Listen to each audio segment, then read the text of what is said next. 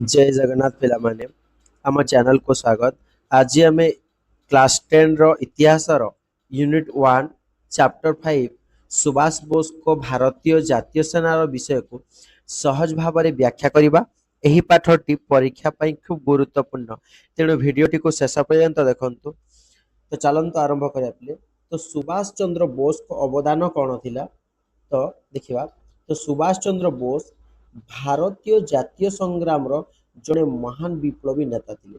तो से जड़े कौन स्वाधीनता संग्रामी क्या कहबा?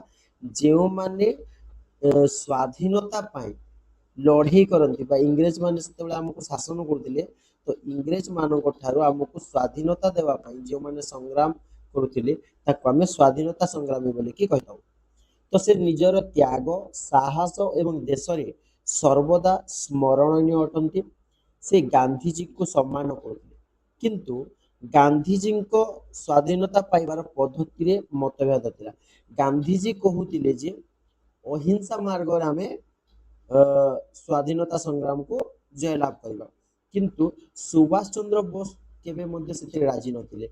तो सेमाने जेतेबेले हमको आक्रमण करुथिबे, तो सेमाने हमको मारुथिबे, तो हत्या करुथिबे, तेबे आमे तांको बिना अस्त्र शस्त्र तांको जदि तांको पाखको जिबा अहिंसा मार्ग रे लड़ाई करबा, तेबे केबे मध्य लड़ाई जीति पारिबा नहीं। तेणु तांको सहित लड़ाई करके जीतिबा पई सुभाष चंद्र बोस को अवदान थे। तो एठारे से जय हिंद एवं दिल्ली चलो स्लोगान दे भारतीय मानक मन रे कोन देश प्रेम जगाई दिले। तो तांकर जीवनी थिला जे तांके जन्म होइतिले 23 जानुआरी। तांकर जन्म होइतिला 23 जानुआरी 1897 रे। जन्म स्थान थिला कटक। और तांकर पिता थिले जणे आईनजीवी जे कि जानकीनाथ बोस। जानकीनाथ बोस तांकर शिक्षा विषय जदि आमे आलोचना करिबा, तो से कटक रो रेभेन्सा कॉलेजिएट स्कूल रे पढुथिले। ଏବଂ ସେ ଯେତେବେଳେ ଛାତ୍ରମାନଙ୍କୁ ଏକତ୍ରିତ କରି କ୍ଷୁଦିରାମଙ୍କ ସହିତ ଶହୀଦ ଦିବସ ପାଳନ କରିଥିଲେ। କ୍ଷୁଦିରାମ ବୋଷ ୟାଙ୍କୁ ମଧ୍ୟ ଇଂରେଜ ମାନେ କଣ କରିଥିଲେ? ଫାଶୀ ଖୁଣ୍ଟରେ ଝୁଲାଇ ଦେଇଥିଲେ। ଏବଂ ଏହାକୁ ତାଙ୍କର ଶହୀଦ ଦିନକୁ କଣ ସେ ପାଳନ କରିଥିଲେ ଛାତ୍ରମାନଙ୍କ ସହିତ ମିଶିକି। ପରେ ସେ ପ୍ରେସିଡେନ୍ସ କଲେଜରେ ଦର୍ଶନ ଶାସ୍ତ୍ର ପଢିବା ପାଇଁ ଯାଇଥିଲେ। तो से क्यों मानक ठारू प्रभावित हेले? तो देखिबा। तो निम्नलिखित व्यक्ति मानक चिंताधारा द्वारा से प्रभावित होते, जेमिति कि रामकृष्णन, स्वामी विवेकानंद, रवींद्रनाथ टागोर, ये माने थिले तांकर महान व्यक्तित्वर कारण। तो एमानक कारण जोगु कोन बा तांकर आदर्श थिले से। तो एमानक जोगु ए तीन जनक जोगु से स्वाधीनता संग्राम रे जोग देथिले। ଏହା ଛଡ଼ା ବିଦେଶୀ ବିପ୍ଳବୀ ମାନଙ୍କର ଚିନ୍ତାଧାରା ଓ ଆମେରିକ ମାନଙ୍କର ସ୍ୱାଧୀନତା ଫରାସୀ ବିପ୍ଳବ ମଧ୍ୟ ତାଙ୍କୁ କଣ ପ୍ରେରଣା ଦେଲା। ଯେତେବେଳେ ଆମେରିକୀୟ ମାନଙ୍କୁ ମଧ୍ୟ ଇଂରେଜ ମାନେ ଶାସନ କରୁଥିଲେ, ଫରାସୀ ବିପ୍ଳବ। ତ ସେ ପ୍ରେସିଡେନ୍ସି କଲେଜର ଘଟଣା ଗୋଟେ। ତ ଦେଖିବା ପ୍ରେସିଡେନ୍ସି କଲେଜରେ କଣ ହେଇଥିଲା। ତ ଇଂରେଜ ପ୍ରଫେସରକୁ କିଛି ଛାତ୍ର ମାଡ଼ ମାରିଲେ। ଜଣେ ଇଂରେଜ ପ୍ରଫେସରକୁ କିଛି ଛାତ୍ର ମାଡ଼ ମାରିଲେ। ସୁଭାଷ ଚନ୍ଦ୍ର ବୋଷ ଆକ୍ରମଣକାରୀ ମାନଙ୍କ ନାମ କହିନଥିଲେ ଏବଂ କ୍ଷମା ମାଗିବାକୁ ମଧ୍ୟ ମନା କରିଥିଲେ। ତେଣୁ 1916 ମସିହାରେ ତାଙ୍କୁ କଲେଜରୁ କଣ କରାଗଲା? ଇଂରେଜ ମାନଙ୍କ ବିଦ୍ୟାଳୟ ଥିଲା, ତ ତାଙ୍କୁ ବହିଷ୍କୃତ କରିଦିଆଗଲା। ତ ପରେ ସେ ସ୍କଟିଶ ଚର୍ଚ୍ଚ କଲେଜରେ ଭର୍ତ୍ତି ହେଲେ ଏବଂ ସେଠାରେ ଦର୍ଶନ ଶାସ୍ତ୍ରରେ ପ୍ରଥମ ଶ୍ରେଣୀରେ ସେ ସ୍ନାତକ ହୋଇଥିଲେ। ଏବଂ 1919 ମସିହାରେ ଉଚ୍ଚ ଶିକ୍ଷା ପାଇଁ ସେ କେଉଁଠିକା ଗଲେ? କେମ୍ବ୍ରିଜ କୁ ଯାଇଥିଲେ। ଉଚ୍ଚ ଶିକ୍ଷା ପାଇଁ ସେ କେମ୍ବ୍ରିଜ କୁ ଗଲେ। ତ ପିଲେ ପରୀକ୍ଷା ପାଇଁ କିଛି ଇମ୍ପୋର୍ଟାଣ୍ଟ ମନେ ରଖିବା। ତ ତାଙ୍କର ଜନ୍ମ ହୋଇଥିଲା 23 ଜାନୁଆରୀ 1897, ଯୋଉଟା କି କଟକରେ ହୋଇଥିଲା। ତାଙ୍କ ପିତା ଥିଲେ जानकीनाथ बोस। ତାଙ୍କ ସ୍ଲୋଗାନ ଦେଇଥିଲେ ଜୟ ହିନ୍ଦ ଏବଂ ଦିଲ୍ଲୀ ଚାଲୋ ବୋଲିକି ସମସ୍ତଙ୍କୁ ସ୍ଲୋଗାନ ଦେଲେ। 1916 ମସିହାରେ ପ୍ରେସିଡେନ୍ସ କଲେଜରୁ ତାଙ୍କୁ ବହିଷ୍କୃତ କରାଗଲା ଏବଂ 1919ରେ ସେ କେମ୍ବ୍ରିଜକୁ ଯାଇଥିଲେ। ତ ଏବେ आईसीएस परीक्षा कौन पिले? तो 1920 मसीह सुभाष चंद्र बोस आईसीएस परीक्षा रे चतुर्थ स्थान हासिल कले। एवं किंतु इंग्रेज सरकार पाखरे से चाकरी करि नथिले। इंग्रेज मानक पाखरे मु चाकरी करिया पई चाहुनी बोली से कहिथिले। सेति पई चाकरी छाडी भारत को से ସ୍ୱାଧୀନତା ଆନ୍ଦୋଳନ ଆସିକି ଭାରତରେ ଆସିକି ସ୍ୱାଧୀନତା ଆନ୍ଦୋଳନରେ ଯୋଗ ଦେଲେ। ତ ରାଜନୀତିରେ ସେ କେଉଁଭଳି ଭାବରେ ପ୍ରବେଶ କଲେ ପିଲେ? ତ 1923 ମସିହାର ଘଟଣା, ସେ ସମୟରେ ଇଣ୍ଡିଆନ ନ୍ୟାସନାଲ କଂଗ୍ରେସରେ ଯୋଗ ଦେଇଥିଲେ। ଇଣ୍ଡିଆନ ନ୍ୟାସନାଲ କଂଗ୍ରେସ ବା INC ଏ ଗଠନ ହୋଇଥିଲା 1885ରେ ପିଲେ, 1885 ଏବଂ ଚିତ୍ତରଞ୍ଜନ ଦାସଙ୍କୁ ନିଜର ସେ ରାଜନୀତିକ ଗୁରୁ ଭାବରେ ମାନିଥିଲେ। ଚିତ୍ତରଞ୍ଜନ ଦାସ ଥିଲେ ତାଙ୍କର ରାଜନୀତିକ ଗୁରୁ। 1924 ମସିହାରେ ସେ କଲିକତାର ନଗର ନିଗମର ମୁଖ୍ୟ କାର୍ଯ୍ୟନିର୍ବାହୀ ଭାବରେ କାର୍ଯ୍ୟ କଲେ। 1924 ମସିହାରେ ନେକ୍ସଟ ଦେଖିବା ଯେ ତାଙ୍କୁ ଯେତେବେଳେ ତ ଯେଉଁମାନେ ବି ଇଂରେଜ ମାନଙ୍କର ବିରୁଦ୍ଧରେ ଲଢ଼େଇ କଲେ କଣ କରୁଥିଲେ? ଇଂରେଜ ମାନେ ତାଙ୍କୁ ଗିରଫ କରିଦେଉଥିଲେ। ତ ସମସ୍ତ ସ୍ୱାଧୀନତା ସଂଗ୍ରାମୀ ମାନଙ୍କ ପରି ସୁଭାଷ ଚନ୍ଦ୍ର ବୋଷଙ୍କୁ ମଧ୍ୟ ଗିରଫ କରାଯାଇଥିଲା। ତାଙ୍କର ଦେଶ ପ୍ରେମ ଏବଂ ବିପ୍ଳବ କାର୍ଯ୍ୟ ଯୋଗୁଁ ଇଂରେଜ ସରକାର ସନ୍ଦେହ ହେଲା ଏବଂ 1924 ମସିହାରେ ତାଙ୍କୁ ଗିରଫ କଲେ ଏବଂ ତାଙ୍କୁ ଗିରଫ କରି ସାରିଲା ପରେ ତାଙ୍କୁ ବର୍ମାର ମାଣ୍ଡେଲ ଜେଲକୁ ପଠାଇ ଦିଆଗଲା। ତ ଏହି ସମୟରେ କଂଗ୍ରେସର ସଭାପତି ଥିଲେ 1938 ମସିହାରେ ହରିପୁର ଅଧିବେଶନରେ କଂଗ୍ରେସର ସଭାପତି ହେଲେ କିଏ? ତ ଇଏ 1938 ମସିହାରେ କଣ ହରିପୁର ଅଧିବେଶନରେ ସଭାପତି ହେଲେ ଏବଂ 1939 ତାର ପରବର୍ତ୍ତୀ ବର୍ଷ ତ୍ରିପୁରା ଅଧିବେଶନରେ ପୁଣି ଥରେ ସଭାପତି ହେଲେ। ତ ଏହି ସମୟରେ ସେ ଗୋଟେ କଣ ଦଳ ଗଠନ କରିଥିଲେ ଯାହାକୁ ଫରୱାର୍ଡ ବ୍ଲକ ବୋଲିକି କୁହାଯାଉଥିଲା। ତ ଫରୱାର୍ଡ ବ୍ଲକ ବିଷୟରେ ଆମେ ଜାଣିବା ପିଲେ, ମହାତ୍ମା ଗାନ୍ଧୀଙ୍କ ସହ ମତଭେଦ ହେବାରୁ କଂଗ୍ରେସ ଛାଡ଼ିଦେଲେ। ମହାତ୍ମା ଗାନ୍ଧୀ ତ ଇଏ କଣ ଥିଲେ? ଲଢ଼େଇ କରିକି ଜିତିବା ପାଇଁ ଚାହୁଁଥିଲେ, କିନ୍ତୁ ମହାତ୍ମା ଗାନ୍ଧୀ ତ ଅହିଂସାବାଦୀ ଥିଲେ।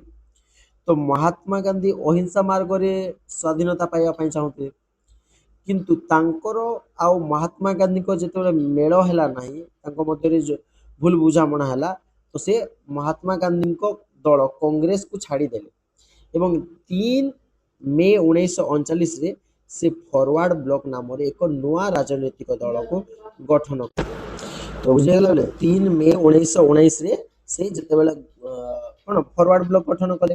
ଗଠନ କରିବା କାରଣ ଥିଲା ଯେତେବେଳେ ମହାତ୍ମା ଗାନ୍ଧୀଙ୍କ ସହିତ ମତଭେଦ ହେଲା ଏବଂ କଂଗ୍ରେସ ଯେତେବେଳେ ଛାଡ଼ିଦେଲେ, ସେ ଜାଣିଥିଲେ ଯେ ଅହିଂସା ମାର୍ଗରେ କେବେ ମଧ୍ୟ ଇଂରେଜ ମାନଙ୍କ ଠାରୁ ସ୍ୱାଧୀନ ପାଇପାରିବେ ନାହିଁ। ତ ଏବେ ନେକ୍ସଟ ଦେଖିବା ଯେ ଗୃହବନ୍ଦୀ ଓ ଭାରତ ଛାଡ଼ିବା କଣ? ତ ଏହି ସମୟରେ 2 ଜୁଲାଇ 1940ରେ ପୁଣି ଥରେ ଗିରଫ ହୋଇ ତାଙ୍କୁ କୋଲକାତାରେ ଗୃହବନ୍ଦୀ ଭାବରେ ରଖାଗଲା। ତ ଯେତେବେଳେ ସେ ଫରୱାର୍ଡ ବ୍ଲକ ଗଠନ କରିଥିଲେ ତା ପରବର୍ତ୍ତୀ ସମୟରେ କଣ କଲା? ସେତେବେଳେ ଦେଖିଲେ ଯେ ଇଂରେଜ ମାନେ ଯେ ଇଏ ପୁଣି ଥରେ ଆନ୍ଦୋଳନ କରିବେ, ତେଣୁ ଏହାକୁ କଣ ବନ୍ଦୀ କରି ଦିଆଗଲା କୋଲକାତାରେ। ଏଥର କଣ କୋଲକାତାରେ ରଖାଗଲା ଏବଂ 1941ରେ ସେ ଛଦ୍ମବେଶରେ ଭାରତ ଛାଡ଼ି ବିଦେଶକୁ ଚାଲିଗଲେ। ତାଙ୍କ ଉଦ୍ଦେଶ୍ୟ ଥିଲା ଯେ ବିଦେଶରୁ ବ୍ରିଟିଶ ଶାସନ ବିରୋଧରେ ସଂଗ୍ରାମ କରିବେ। ବିଦେଶରେ ଥିବେ ଆଉ ବ୍ରିଟିଶଙ୍କ ବିରୁଦ୍ଧରେ ସଂଗ୍ରାମ କରିବା ତାଙ୍କର ଲକ୍ଷ୍ୟ ଥିଲା। ତ ଜର୍ମାନୀର କାର୍ଯ୍ୟ କଣ ଥିଲା ଏହି ସମୟରେ ପିଲେ? ତ ସେ ଆଫଗାନିସ୍ତାନ ଏବଂ ସୋଭିଏତ ରୁଷ ଦେଇ ଜର୍ମାନୀର ବର୍ଲିନରେ ପହଞ୍ଚିଲେ। ଆଫଗାନିସ୍ତାନ ଏବଂ ସୋଭିଏତ ରୁଷ ଦେଇକି ଜର୍ମାନୀର ବର୍ଲିନ ନାମକ ଗୋଟେ ସ୍ଥାନ ଅଛି, ସେଠାରେ ସେ ପହଞ୍ଚିଲେ ଏବଂ ସେଠାରେ ସେ ସ୍ୱାଧୀନ ଭାରତ କେନ୍ଦ୍ର ଏବଂ ଫ୍ରି ଇଣ୍ଡିଆନ ଆର୍ମି ଏଇଭଳି 2ଟି ଦଳ ଗଠନ କଲେ ଏବଂ ପ୍ରାୟ 20,000 ଭାରତୀୟ ଯୁଦ୍ଧବନ୍ଦୀ ଏହି ସେନାରେ ଯୋଗ ଦେଲେ। 20,000, ଗୋଟିଏ ଜଣ ନାହିଁ, 20,000 ଯୁଦ୍ଧବନ୍ଦୀ ଯୋଗ ଦେଇଥିଲେ ଏହି ସେନାରେ।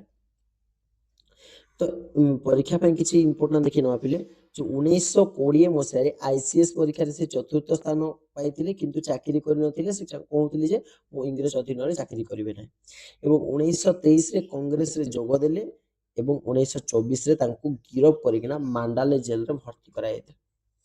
ନେକ୍ସଟ ଦେଖିବା ଯେ ଆଜାଦ ହିନ୍ଦ ରେଡିଓଟା କଣ ଥିଲା?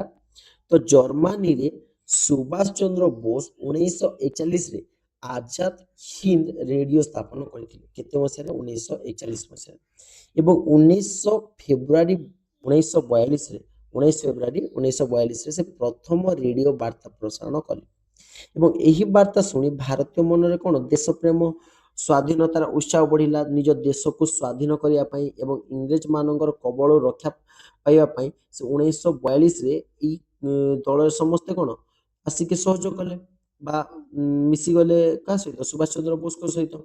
କାରଣ ମହାତ୍ମା ଗାନ୍ଧୀ ତ ଅହିଂସା ମାର୍ଗରେ ଯାଉଥିଲେ।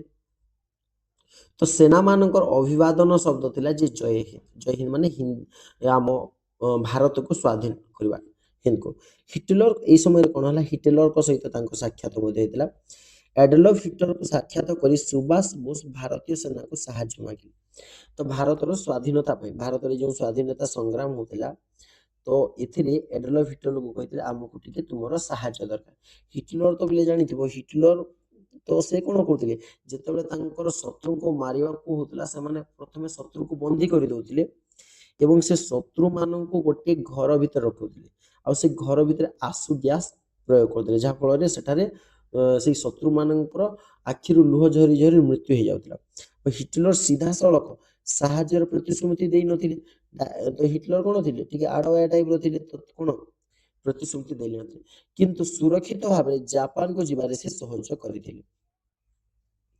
ଜାପାନକୁ ଯିବାର କାରଣ କ'ଣ ଥିଲା, ଜର୍ମାନୀ ଭାରତ ଠାରୁ ବହୁତ ଦୂରରେ ଥିଲା। ଜର୍ମାନୀ ବହୁତ ଦୂରରେ ଅଛି ଭାରତରୁ, କିନ୍ତୁ ଜାପାନ ସେତେବେଳେ ଭାରତର ନିକଟରେ ଏବଂ ଏକ ଶକ୍ତିଶାଳୀ ଦେଶ ମଧ୍ୟ ଥିଲା, ପାଖରେ ଥିଲା। ତେଣୁ ସୁଭାଷ ଚନ୍ଦ୍ର ବୋଷ ଜାପାନର ସାହାଯ୍ୟ ନେଇକି ବ୍ରିଟିଶ ବିରୁଦ୍ଧରେ ଲଢ଼େଇ କରିବା ପାଇଁ ନିଷ୍ପତ୍ତି ନେଲେ।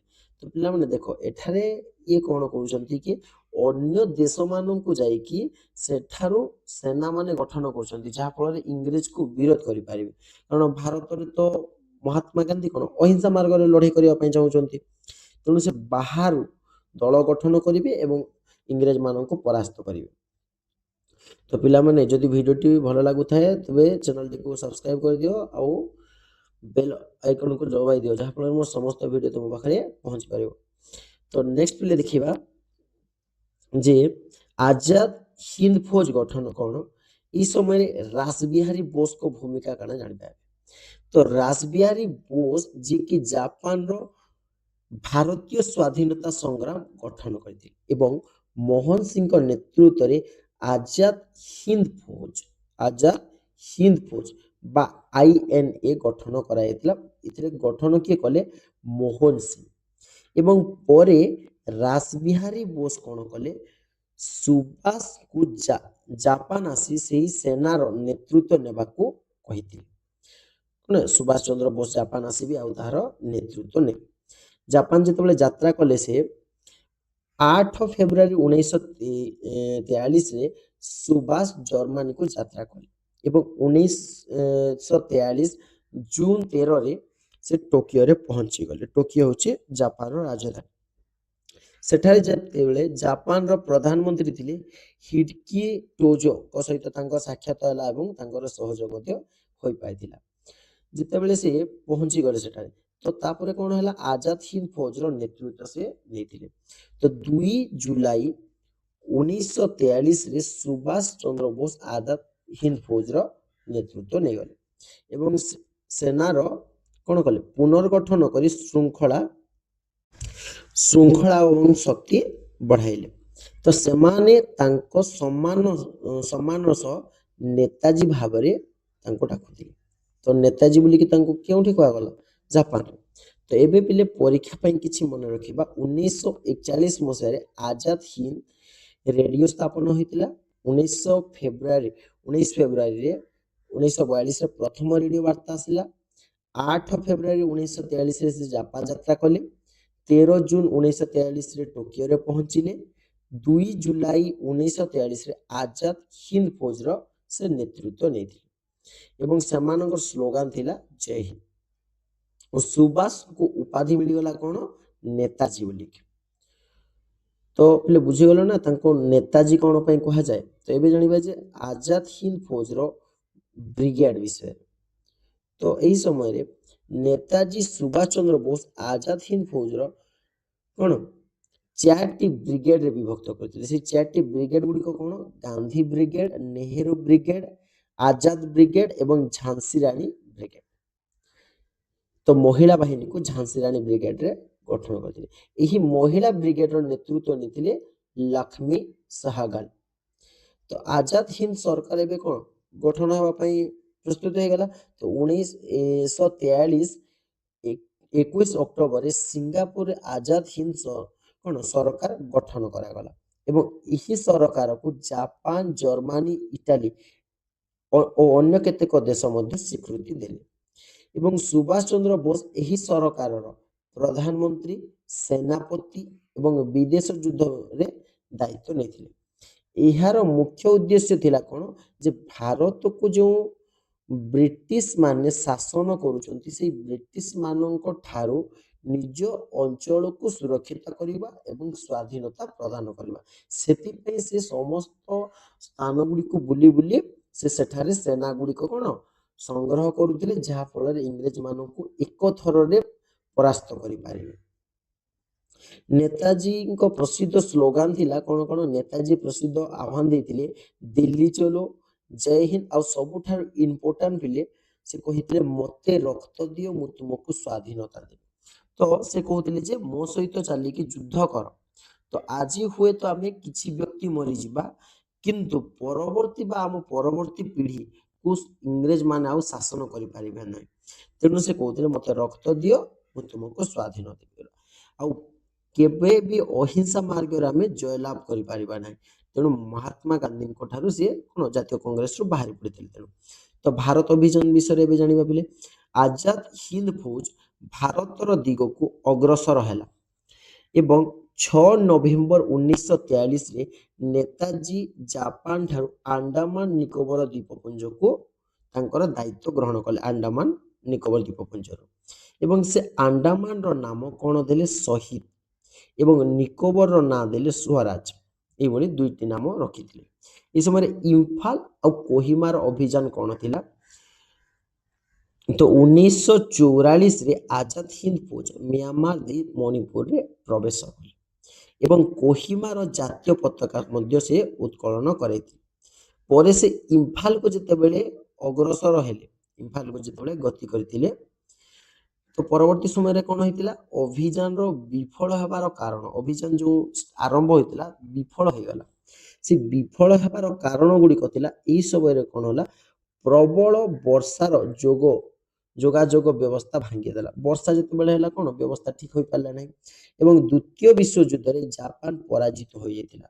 ଯେତେବେଳେ ଦ୍ୱିତୀୟ ବିଶ୍ୱଯୁଦ୍ଧରେ ଆମେରିକା କ'ଣ କରିଥିଲା କି ଜାପାନର ଦୁଇଟି ସହର ହିରୋସୀମା ଆଉ ନାଗାସାକିରେ ଅଗଷ୍ଟ 6 ଏବଂ ଅଗଷ୍ଟ 9ରେ ବୋମା ପକାଇଥିଲା, ଯାହାଫଳରେ ଜାପାନ ବହୁତ କ୍ଷୟକ୍ଷତି ହୋଇଥିଲା ଏବଂ ଜାପାନର ସାହାଯ୍ୟ ସେ ସମୟରେ ବନ୍ଦ ହେଇଗଲା, ଯେତେବେଳେ କି ଜାପାନ ଆମ ପାଖରେ ଥିଲା ଏବଂ ଜାପାନ ସହଯୋଗ କରିବାର ହାତ ବଢ଼େଇଥିଲା।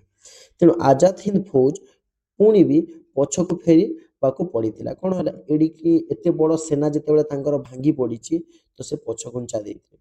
ତ ଏବେ ଆମେ ଜାଣିବା ଯେ ଲାଲକିଲ୍ଲାର କିଛି ମାମଲା ବିଷୟରେ। ତ 1945ରେ ଆଜାଦ ହିନ୍ଦ ଫୌଜର 3 ଜଣ ସେନାଧ୍ୟକ୍ଷ ଶାହା ନୱାଜ ଖାନ, ପ୍ରେମ କୁମାର ସାହାଗଲ ଏବଂ ଗୁରବକ୍ସ ସିଂ ଡିଲୋନ ତ ସେ ଗିରଫ ହୋଇଥିଲେ ଏବଂ 5 ନଭେମ୍ବର 1945ରେ ଦିଲ୍ଲୀର ଲାଲକିଲ୍ଲାରେ ସେମାନଙ୍କୁ ବିଚାର କରାଯାଇଥିଲା। ତ ସେମାନଙ୍କ ସମର୍ଥନରେ ଭାରତରେ ବିବକ୍ଷ ବା ହରତାଳ ହୋଇଥିଲା। ତ ଲାଲକିଲ୍ଲାର ମାମଲା ବେଲେ ବୁଝିଗଲ। ତ ଏବେ ଲାଲକିଲ୍ଲାରେ ଆହୁରି କ'ଣ ହେଇଥିଲା ଯେ ଆଜାଦ ହିନ୍ଦ ଫୌଜର ସେନାମାନେ ବିଚାର ବିରୋଧରେ ସାରା ଦେଶରେ କ'ଣ ହେଲା? ଆନ୍ଦୋଳନ ହେଲା ଏଇ ସମୟରେ ଏବଂ କଂଗ୍ରେସ, ମୁସଲିମ ଲିଗ ଏବଂ ଅନ୍ୟ ଦଳମାନେ ସେମାନଙ୍କୁ ମୁକ୍ତି ଦାବି କଲେ। କାରଣ ଆଜାଦ ହିନ୍ଦ ଫୌଜ ଯେଉଁ ସେନା ଗଠନ କରାଯାଇଥିଲା, ଏମାନେ କ'ଣ ଭାରତକୁ ସ୍ୱାଧୀନ କରିବା ପାଇଁ ଚାହୁଁଥିଲେ। ତ ସେଠାରେ କ'ଣ ତାଙ୍କୁ ମୁକ୍ତି ପାଇଁ ଦାବି କଲେ ଏବଂ ଜବାହରଲାଲ ନେହେରୁ, କ'ଣ ଭୁଲଭାଇ ଦେଶାଇ, ତେଜ ବାହାଦୁର ସାଫରୁ, ଆସଫ ଅଲି ସେମାନଙ୍କ ପକ୍ଷରେ ମକଦ୍ଦମା ଲଢ଼ିଲେ ଏବଂ ଶେଷରେ ତତ୍କାଳୀନ ଭାଇସରାୟ ଆର୍ଚିବାଲ୍ଡ ୱେଭଲ ଯିଏକି ଜାନୁଆରୀ 1946ରେ ତାଙ୍କୁ ମୁକ୍ତି କରିଦେଲା। ଏବେ ଏଇ ସମୟରେ କ'ଣ ହେଇଥିଲା? ଏକ ଦୁଃଖଦ ଘଟଣା ଘଟିଥିଲା। ନେତାଜୀଙ୍କର ମୃତ୍ୟୁର ସମ୍ବାଦ ମିଳିଥିଲା। ଯେତେବେଳେ କି ସେ ଭାରତକୁ ସ୍ୱାଧୀନ କରିବା ପାଇଁ ସମସ୍ତ ଦେଶ ଦେଶ ବୁଲିକି ସେନାକୁ ସଜାଉଥିଲେ, ଏଇ ସମୟରେ ତାଙ୍କର ମୃତ୍ୟୁର ସମ୍ବାଦ ମିଳିଥିଲା। ତ 1945 18 ଅଗଷ୍ଟରେ ଜାପାନ ଟୋକିଓ ଯେତେବେଳେ ସେ ଯାତ୍ରା କରୁଛନ୍ତି, ବିମାନର ଦୁର୍ଘଟଣା ଘଟିଗଲା ଏବଂ ଯାହାଫଳରେ ନେତାଜୀଙ୍କର ମୃତ୍ୟୁ ହେବାର ଖବର ପ୍ରକାଶ ପାଇଥିଲା। କିନ୍ତୁ ଏହି ଘଟଣାକୁ ନେଇ ଦୀର୍ଘ ଦିନ ଧରି ଏକ ମତଭେଦ ରହିଛି ଏବଂ ଇତିହାସରେ ଚର୍ଚ୍ଚାର ବିଷୟ ପାଲଟି ଯାଇଥିଲା। ଏହା ପରେ ବ୍ରିଟିଶ ସରକାର ଆଜାଦ ହିନ୍ଦ ଫୌଜକୁ କ'ଣ କଲା, ନିଷିଦ୍ଧ କରିଦେଲା। ଯେତେବେଳେ ତାର ଲିଡର ହିଁ ରହିଲା ନାହିଁ, ତ ଇଂରେଜମାନେ ଏହାକୁ ନିଷିଦ୍ଧ କରିଦେଲେ। ଏବଂ ଆଜାଦ ହିନ୍ଦ ଫୌଜର ଗୁରୁତ୍ୱ ଯଦି ଦେଖିବା, ଯଦିଓ ଆଜାଦ ହିନ୍ଦ ଫୌଜର ସିଧାସଳଖ ଭାବରେ ଭାରତକୁ ସ୍ୱାଧୀନ କରିପାରିନଥିଲେ, ତ ମୃତ୍ୟୁ ହେଇଗଲା, ତଥାପି ତାଙ୍କର ଅବଦାନ ବହୁତ ବଡ଼ ଥିଲା ଏବଂ ତାଙ୍କ ଯୋଗୁଁ ବହୁତ ସାରା ସେନା ମହାତ୍ମା ଗାନ୍ଧୀଙ୍କ ସହିତ ସହଯୋଗ ହେଇଗଲେ। ସେ ଯେଉଁ ସେନା ଗୁଡ଼ିକୁ କରିଥିଲେ ଏବଂ ଭାରତୀୟମାନଙ୍କ ମନରେ ଦେଶପ୍ରେମ ଏବଂ ସାହସ ଯେଉଁ ବଢ଼ାଇଛନ୍ତି, ତାହା ଆମେ କେବେ ମଧ୍ୟ ଭୁଲି ପାରିବା ନାହିଁ। ଭାରତୀୟର ନୌସେନାର ବିଦ୍ରୋହକୁ ପ୍ରେରଣା ଦେଇଥିଲେ। ବ୍ରିଟିଶ ସରକାର ଉପରେ ସେ ଚାପ ବଢ଼ାଇ ଦେଇଥିଲେ। ତ ମହାତ୍ମା ଗାନ୍ଧୀଙ୍କୁ ତ ଏତେ ଭୟ କରୁନଥିଲେ ଯେତିକି ସୁଭାଷ ଚନ୍ଦ୍ର ବୋଷକୁ ଭୟ କରୁଥିଲେ, କାରଣ ମହାତ୍ମା ଗାନ୍ଧୀ ଅହିଂସା ମାର୍ଗରେ ଥିଲେ। ଭୟ କରୁଥିଲେ କିନ୍ତୁ ଅହିଂସା ମାର୍ଗରେ ତ ଲଢ଼େଇ କରିବେ ନାହିଁ ନା। କିନ୍ତୁ ଇଏ କ'ଣ ଥିଲା, ସେ କହୁଥିଲେ ମୋତେ ରକ୍ତ ଦିଅ, ମୁଁ ତୁମକୁ ସ୍ୱାଧୀନ ଦେବି। ତ ତେଣୁ ସେମାନେ ଡରି ଯାଉଥିଲେ। ତ ଭାରତର ସ୍ୱାଧୀନତା ଆନ୍ଦୋଳନର ଏକ ନୂଆ ଶକ୍ତି ଦେଇଥିଲେ ସେ। ନେତାଜୀଙ୍କର ଅବଦାନ କ'ଣ, ନେତାଜୀ ଜଣେ ସାହସୀ, ଦେଶପ୍ରେମୀ ଏବଂ ଦକ୍ଷ ସଂଗଠକ ଥିଲେ। ସେ ଭାରତର ସ୍ୱାଧୀନତା ପ୍ରଶ୍ନକୁ ବିଶ୍ୱ ସ୍ତରରେ ପହଞ୍ଚାଇଥିଲେ ଏବଂ ସ୍ୱାଧୀନତା ଭାରତରେ ଦେଖିପାରିନଥିଲେ। ତାଙ୍କର ହୁଏତ ମୃତ୍ୟୁ ହୋଇଗଲା, କିନ୍ତୁ ତାଙ୍କର ଯେଉଁ ଅବଦାନ ଥିଲା ତାହା ଆମ ପାଖରେ ସ୍ମରଣୀୟ ହୋଇକି ରହିବ। ତ ଏବେ ପିଲେ ପରୀକ୍ଷା ପାଇଁ କିଛି ମନେ ରଖିବା ଇମ୍ପୋର୍ଟାଣ୍ଟ ଡେଟ୍ ଗୁଡ଼ିକ।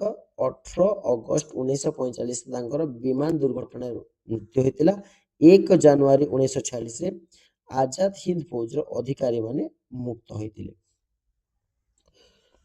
ତ ଭିଡ଼ିଓଟି ଭଲ ଲାଗିଥିଲେ ପିଲାମାନେ ଲାଇକ୍, ସେୟାର ଏବଂ ସବସ୍କ୍ରାଇବ କରନ୍ତୁ। ଧନ୍ୟବାଦ।